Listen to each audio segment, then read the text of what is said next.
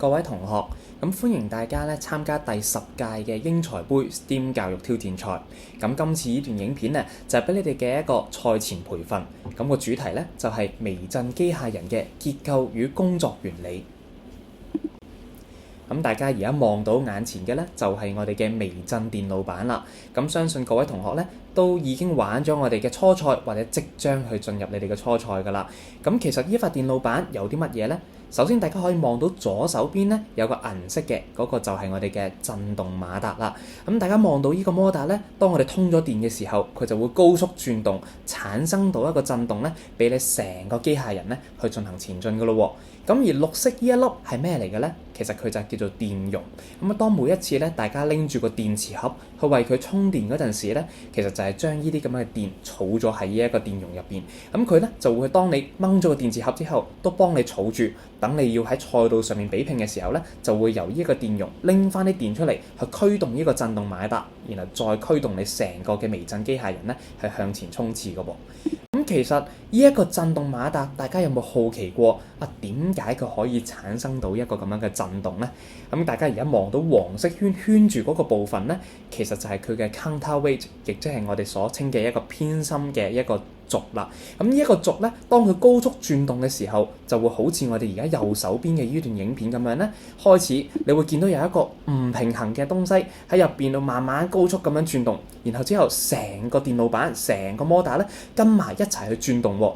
咁其實佢所靠嘅咧就係呢一個偏心嘅質量所產生嘅震動啦。咁其實佢震動嘅頻率咧就同你嗰個電提供嘅電壓有關嘅喎。即係換言之，當你啱啱充好電成個機械人咧係滿電嘅時候，咁個電壓水平咧係高嘅。咁呢個時候咧個摩打都好有力㗎咯喎。咁所以你就會聽到個聲音咧個震動係非常之高嘅個頻率。但係當你慢慢漸漸冇電嘅時候，你就會聽到聲音唔同啦。咁其實呢個咧就係個摩打個轉速慢慢去下降嘅一個症狀嚟嘅。所以當你製作呢個機械人嘅時候咧，都要留意住。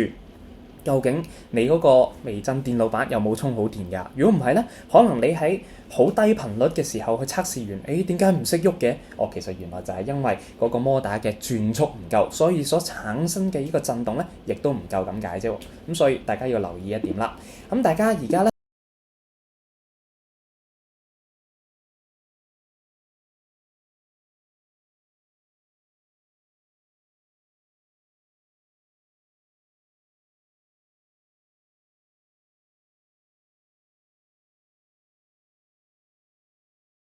可以望到呢一度有個電腦上面有部手機其實發生咩事呢？咁其實呢一個震動馬達咧並唔係啲咁陌生嘅嘢嚟嘅。佢咧喺你日常生活中，尤其係你嘅手提電話入邊咧，可能就已經有㗎啦。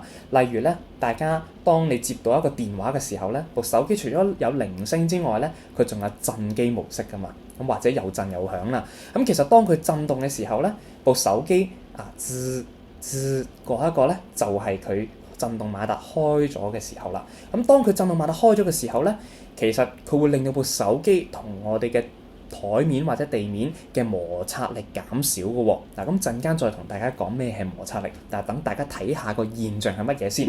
而家有個電話打入嚟啦，然後咧你開始望到個電話有少少個位移咯，即係個位置開始有少少移動，有少少滑動啦。但係偏偏咧就係每一次就係一個振動馬達開嘅嗰陣時，佢先至滑動嘅。咁所以大家可以觀察到一個原理，就係當一件物體咧係喺震動嘅期間咧，原來佢嘅摩擦力係會減少嘅喎。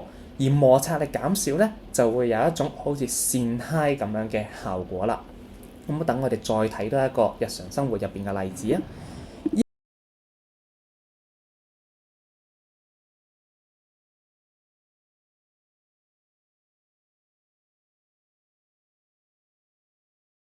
一個咧，相信大家都有見過啦，知道係咩嚟個洗衣機係咪？咁洗衣機同微振機械有咩關係啊？我哋睇一睇段片先。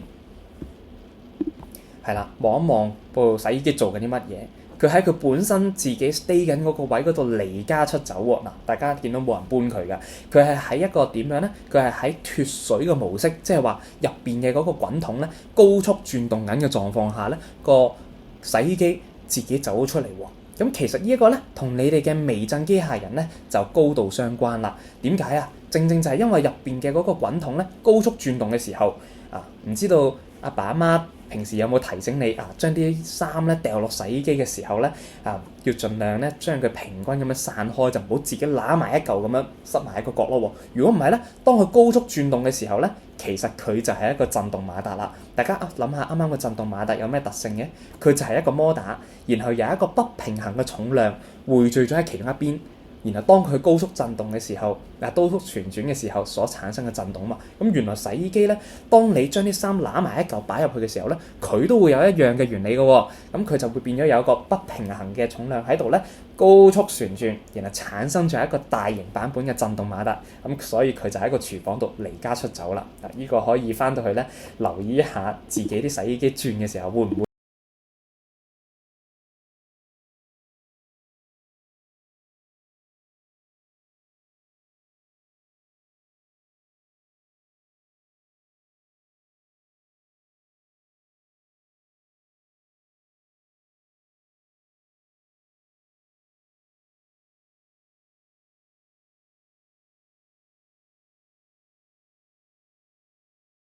有啲震動產生啦。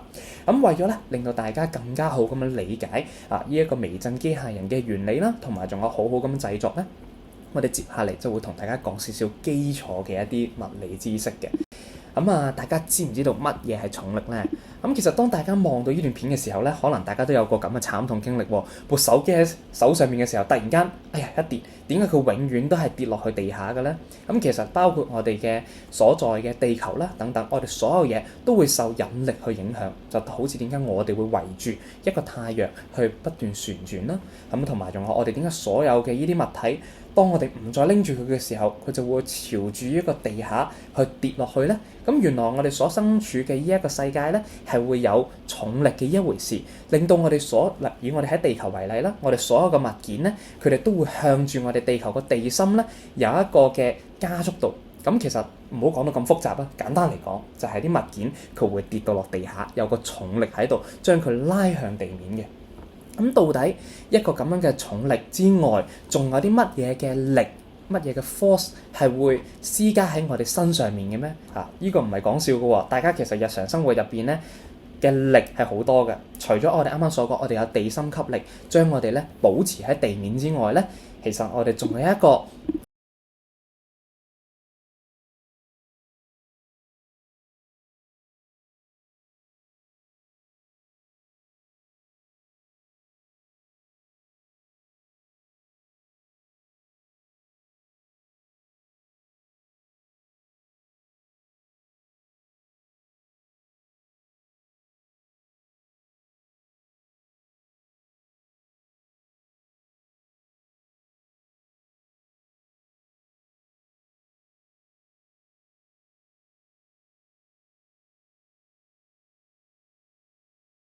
為人所熟悉嘅，你哋應該日日都有面對㗎啦，就係叫做作用與反作用定律嘅。其實呢一個作用與反作用力咧，英文 action-reaction pair 咧，其實係點樣啊？就係話大家有冇諗過，你係點樣去向前行路嘅咧？大家如果喺太空嗰度咧，冇任何嘅重力，冇任何嘅空氣，冇任何嘅嘢俾你捉住嘅話咧，可能你哋睇過啲電影，個人咧就會喺個太空嗰度漂浮噶嘛。咁喺呢個時候咧，你就可以想像啦。假如我將一支嘅嘢飲喺手上邊，去用力咁樣掉出去，除咗支嘢飲會點咧？係啦，支嘢飲咧佢會向前咁樣拋出去啦。咁有冇諗過你個人同一時間其實都食緊一個力嘅咧？呢個力咧就係當你拋出呢支嘢飲嘅時候咧，個人原來係會有同佢啱啱好相反方向向後拋嘅力嘅喎。其實呢一個咧就係大家平時可能喺行路嘅時候咧，其實可能聽過一個笑話咧，就係話當咧你向前去行路嘅時候，隻腳踩喺地下啦，其實你都施加緊一個力咧，係令到個地球有個向後嘅力嘅喎。咁其實呢一個咧就係一個作用與反作用力，你平時日常最容易見到一個例子。大家可以望一望呢段影片咯。呢個單車咧，佢冇踩過腳踏㗎，但係佢做乜嘢咧？佢喺後邊有一支滅火筒，或者叫做壓縮氣體啦。呢支壓縮氣體咧入邊就收藏咗大量嘅空氣。當佢咧噴啲空氣出嚟嘅時候咧，其實就好似我哋嘅飛機咁樣，會有一道力咧係向後不停喺度推住嘅喎。咁呢啲向後推嘅力會為你帶嚟啲乜嘢效果咧？嗱，大家望一望段片之後再答我咯喎。大家而家架車唔喐噶嘛，佢而家將嗰啲壓縮氣體釋放出嚟，有一大堆嘅白色氣體向後去噴發啦。咁呢個時候咧，嗰個就係我哋嘅 action force。而架車咧開始向前行，你望到同嗰個壓縮氣體所施加嘅方向係完全相反㗎。咁而家架車咧就係受到呢個 reaction force 嘅即係呢一個力，而令到佢向前開始去行。我哋可能喺地球上邊咧，呢一個咁嘅例子都仲有好多其他嘅力存在。等我哋望下。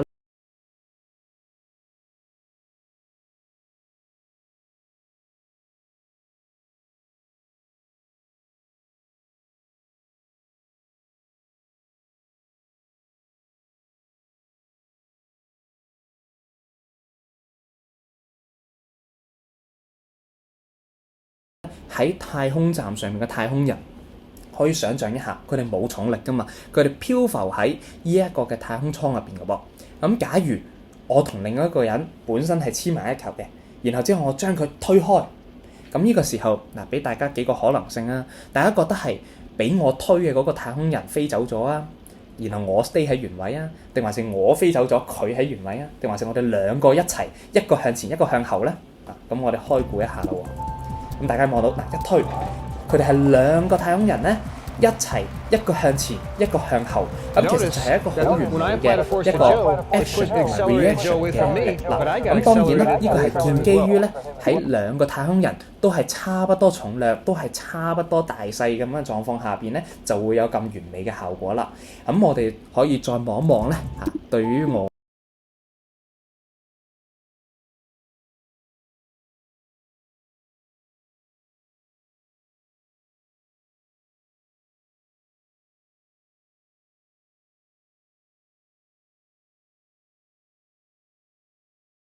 哋平時所獲得嘅力咧，其實我哋可以用呢個牛頓嘅3條嘅運動定律咧嚟去做一個歸納嘅喎。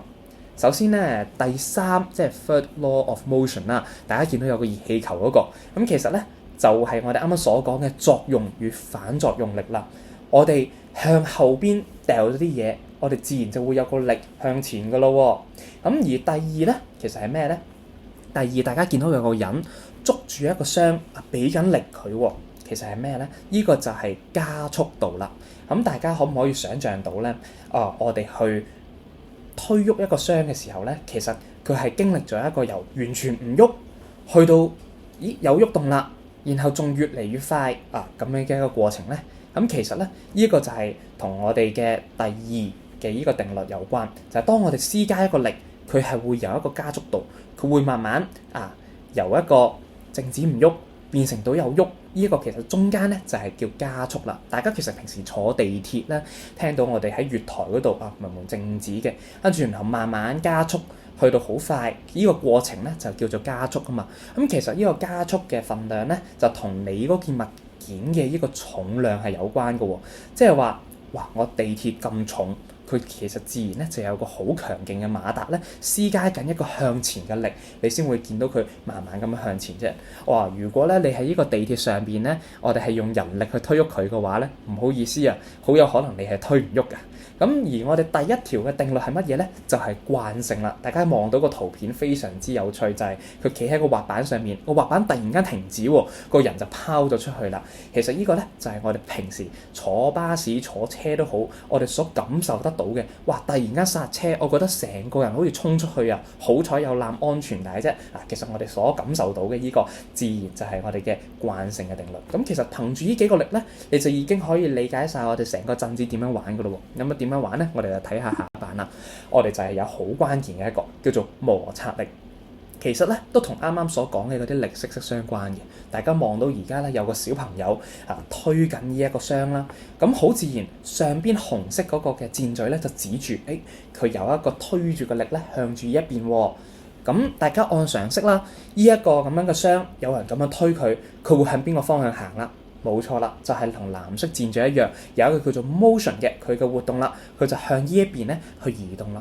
但係其實大家可以諗到，其實係咪真係咁簡單啊？個箱有冇一啲力係會令到你同你作對嘅令到你推嘅時候咧點解咁重啊？喂，點解推唔喐嘅？過嚟幫手啊！係咩咧？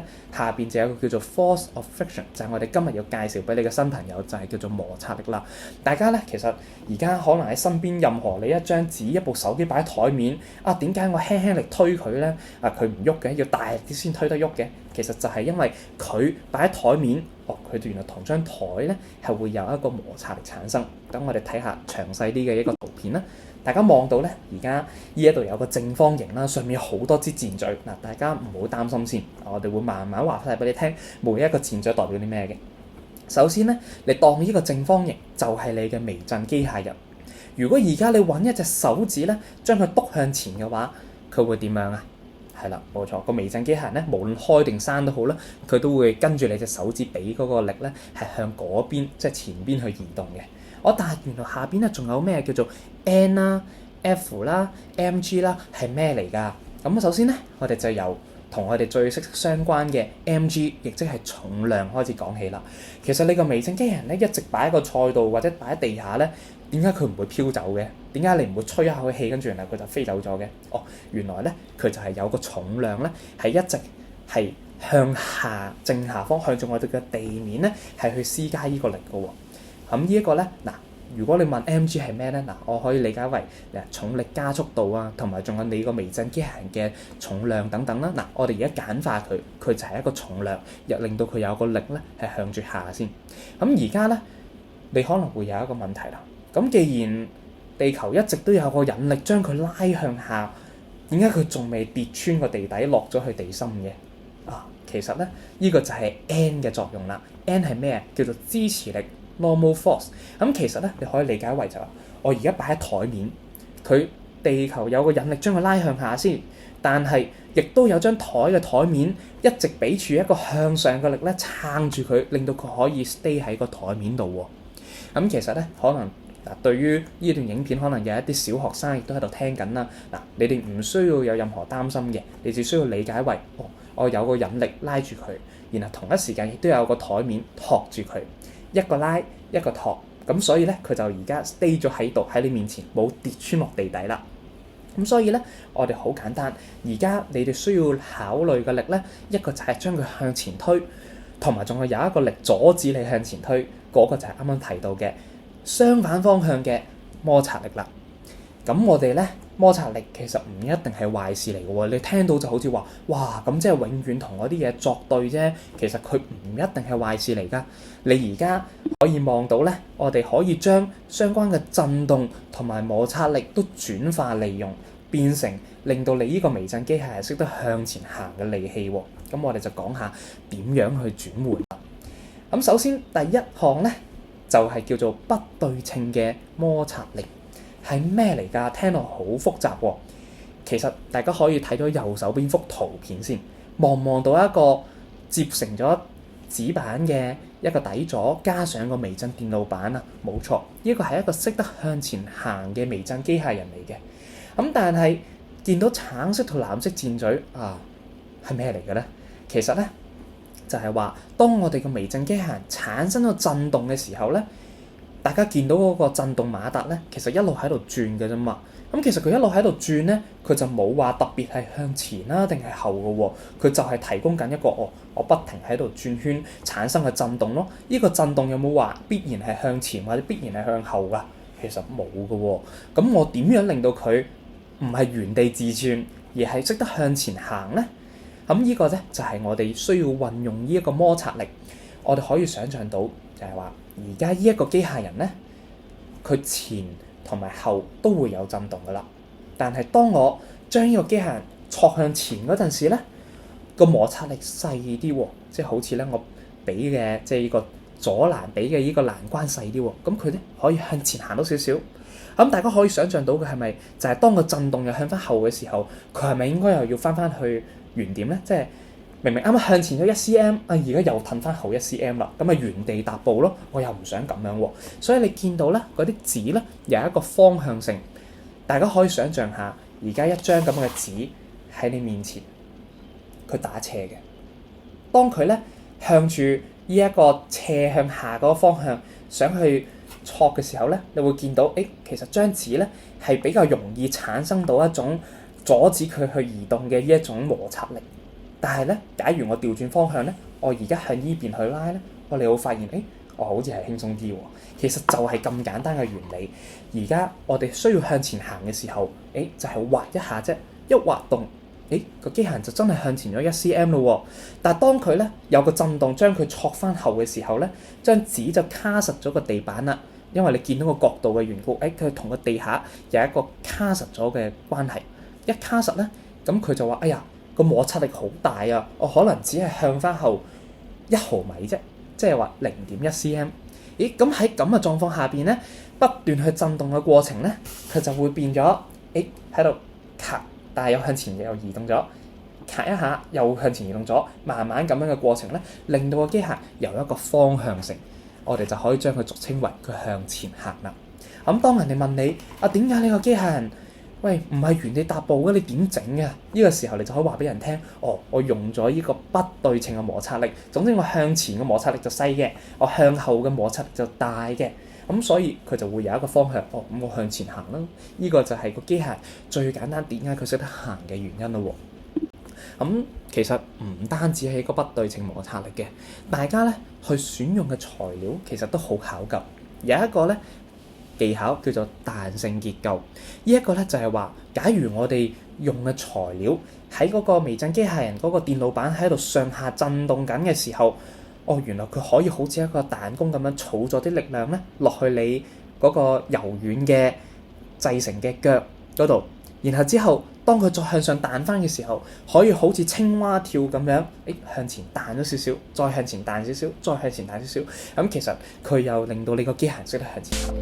最具體嘅一個例子，大家可以睇下呢隻青蛙機械人。當我哋撳咗落去之後，佢彈走彈得幾遠啦。咁其實如果你將呢啲震動嘅力都理解為一個我哋向下壓，又向上彈翻上嚟，又向下壓，又向上彈翻上嚟一個過程嘅話，我哋咪可以理解為不斷將一個咁樣嘅彈弓，向下撳咗少少，又向上彈啦，又向下撳咗少少，又向上彈啦，咁就可以令到咧佢透過呢一個上下震動嘅過程入邊產生咗變形。你唔好理呢個材料係咩，你只可以自己去實驗啊！佢產生咗變形。然後之後再鬆翻嘅時候，佢就足夠嘅力，又令到你向前彈少少，不斷咁樣疊加咧，咁你個機械人就可以向住特定嘅方向去行噶啦。咁呢兩個咧，其實已經可以陪伴住你隻微震機械人咧，去做到好多好快速嘅行動啦，甚至係你想佢做到，我其實想佢向後行，原來都得嘅喎。你只需要調整好啱啱所講嘅不對稱嘅摩擦力同埋彈性結構，你想呢隻微震機械人喺邊邊行都得。咁好啦，講到嚟咁多嘅 theory， 咁多嘅一啲理論啦，咁製作嘅關鍵喺邊度咧？咁其實我哋有一系列嘅製作要點咧，都準備咗俾大家。咁首先第一咧，就係喺你嘅材料上邊啦。咁大家咧係需要試驗唔同嘅材料去揾出最佳嘅摩擦效果嘅喎。咁我點樣分類呢啲材料啊？我哋可以基本分為兩類啊，一個係軟性嘅，一個係硬性嘅。咁大家可唔可以喺心入面諗到軟性同埋硬性嘅例子有啲乜嘢咧？我舉一個最簡單嘅例子，你覺得飲管係一個軟性定硬性嘅一個例子咧？佢吸唔吸震咧？係啦，一個卡紙，咁究竟佢係一個硬定軟嘅咧？係啦，咁我哋陣間一齊去分析下軟同埋硬咧，究竟會係有啲乜嘢嘅效果出到嚟？仲有一樣嘢大家要留意嘅，就係嗰個微震電路板嘅安裝嘅傾斜角度啦。即係話好容易去理解一塊咁樣嘅微震電路板，當我哋咁樣擺嘅時候，究竟係前傾啊、後傾啊、擺前中後啊，邊啲嘅位置咧？呢啲全部都係你哋可以自行去決定嘅位嚟嘅。我哋而家提供俾你哋嘅咧，唔係 model answer， 我哋提供俾你哋嘅只係一個話俾你聽，當佢用嘅係軟性或者硬性，你傾斜佢幾多，其實係會帶嚟啲乜嘢效果，然後由你哋自己去判斷你哋想用點樣嘅策略去應對我哋唔同嘅賽道嘅。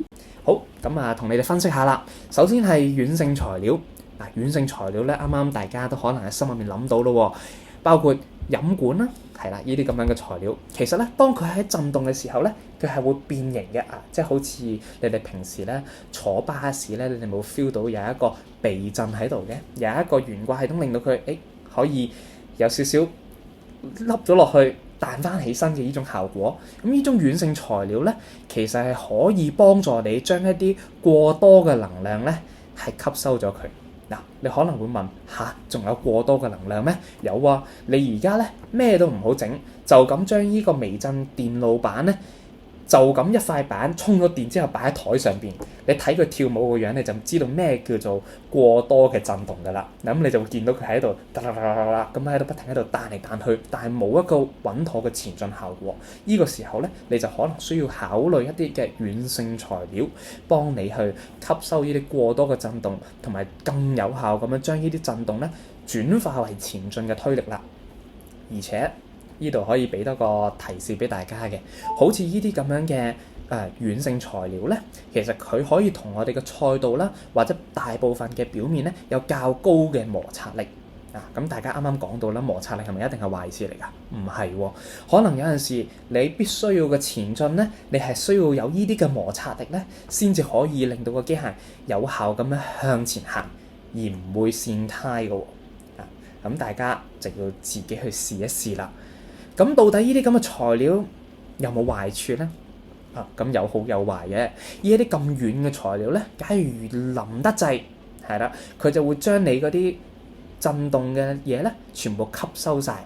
咁大家可以想像下，假如你整咗一個微震機械人，佢識震喎，然後佢明明向前行嘅原理係靠佢嘅震動傳遞咗落去之後咧，慢慢去透過不對稱摩擦力向前行嘅喎。喂，而家你將啲震動全部吸晒啦。然後咧，原來喺佢同賽道嘅嗰個接觸位置係完全震都唔震下嘅，俾佢吸晒啦。咁呢個仲叫微震機械人嘛？佢其實probably你可能唔識喐噶咯喎。咁你嘅效率就會降到好低變咗係你冇一個好好嘅速度去應賽啦。咁所以我哋呢個時候咧，又要去睇埋究竟硬性材料有啲咩嘅優點同埋缺點啦。硬性嘅相對而言，佢就可以將震動嘅能量直接咁樣好高效率傳動到落去佢個末端咁即係話佢唔會吸到咁多能量，你有更多嘅能量可以轉化為佢個運動嘅動能啦。而且佢嘅結構會比較穩定啲喎。有冇咁容易變形啊？冇喎，佢可以保持到佢嘅結構形狀。咁佢就唔會咧因為變形而唔知道可能直情成個即係淋咗落去傳遞唔到啊，或者係你基本上明明係想佢向前嘅，但係原來咧佢一早就變咗壓彎咗之後咧直情變成咗係橫移嘅力，唔會咁樣咯。呢個就係硬性材料嘅一個優勢，但係佢有一個好明顯嘅劣勢嘅，就係當佢咁多硬崩崩嘅嘢直接對住呢一個台面嘅時候咧，咁好有可能你嘅摩擦力咧會降低。咁當你缺乏一個摩擦力嘅時候咧，震動找地不穩究竟你啱啱所講嘅不對稱摩擦力仲存唔存在咧？佢仲可唔可以按照住你所想像中嘅方向高速咁樣行咧？我唔可以完全否認，但係呢個要靠你哋自己去選擇一個適合嘅材料。我哋到時候嘅材料包會提供俾大家啦，選擇適合嘅材料去做到你所需要嘅前進。大家喺呢度慢慢去做測試咯。咁之後啦，大家重量分佈有冇概念咧？重量分佈咧，其實又可以用一個大家應該有聽過嘅一個名詞，就係叫重心。大家應該咧喺無論係了解飛行器或者係了解唔同嘅一啲機械人裝置嘅時候咧，都會有聽過重心嘅呢樣嘢。咁但係其實對於微震機械人嚟講咧，佢個重心位置就對佢個穩定性同埋仲有運動效率咧有好大嘅影響啦。咁首先咧，我哋就分為3類啦。例如個重心偏中心即係話我就喺中心位置定還是我就停喺我有動力嘅位置，定還是係喺一個叫做抗力嘅位置咧？我哋講一講呢個係咩嚟先。但係大家而家喺心入面記低呢3個詞先：抗力、動力同埋居中係咩嚟㗎？咁大家要望下依幅圖咯。大家望到嘅依幅圖咧，就見到一個微震嘅電路板向前去傾斜咗一定嘅角度，然後之後咧佢傾斜咗之後，後邊咧又有一隻腳延伸得好長，又係對住個地下嘅喎。咁大家咧估下，究竟而家呢個機械人嘅重心喺邊度啊？冇錯，咁佢就係靠緊喺呢一個微震電路板嘅呢個位置。點解啊？因為原來咧呢一個微震電路板相對於我哋所用嘅材料一張紙咧，個微震電路板係好重嘅，所以其實咧就算後邊有好長嘅一隻腳咧，佢個呢一隻機械人嘅重心，即係話你如果喺重心位置托起個機械人咧，你係可以保持到佢水平，唔冧低嘅。呢個就係佢個重心。咁當你揾到佢個重心之後咧，你就會見到而家似乎係一個偏前嘅狀態喎。咁但係咧，對於大家睇得呢段片睇到你而家，我都估你係會想贏㗎嘛。咁我哋就要了解埋咧，就唔係淨係前後咯，而係究竟呢隻微震機械人向前行咧，佢真正同個地去發力嘅嗰個位喺邊度咧？咁我哋就會將佢稱之為呢個動力部啦。咁大家而家望到咧，動力部對於我哋呢隻機械人而言咧，原來係喺前邊嘅喎。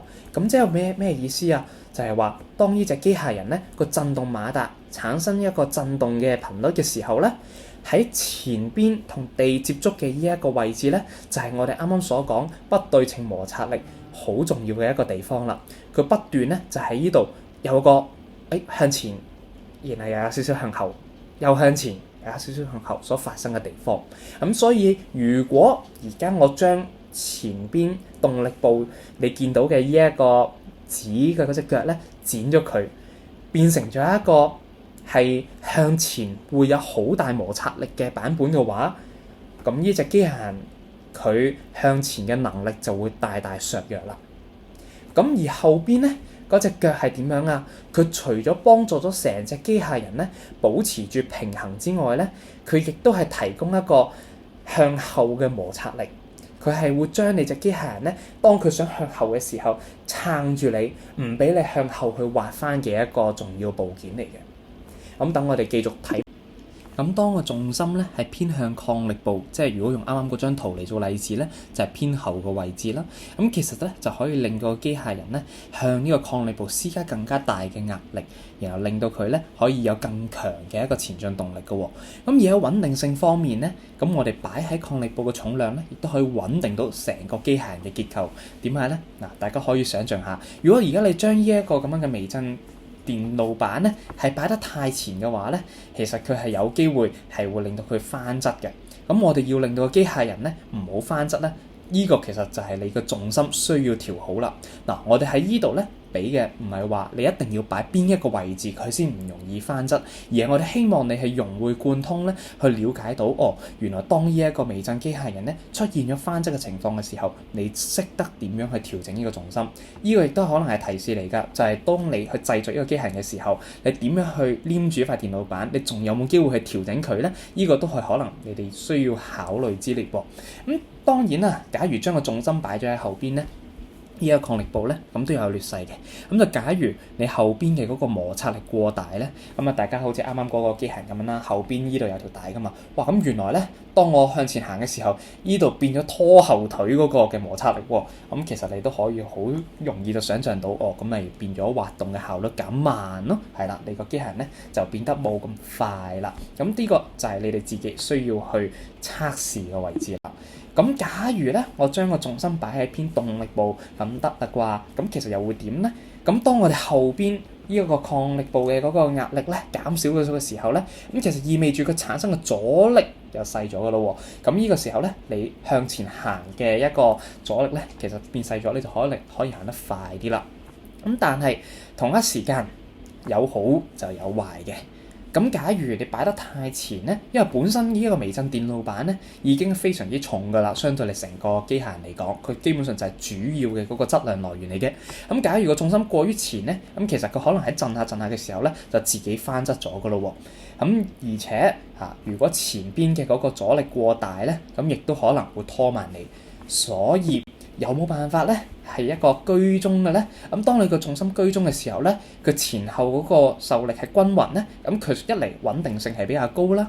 另外咧就係你對於即係需要去調整你嗰個方向啊等等嘅時候咧，呢個其實都可以俾到你更加靈活嘅一點，就話我唔會完全側晒喺其中一邊。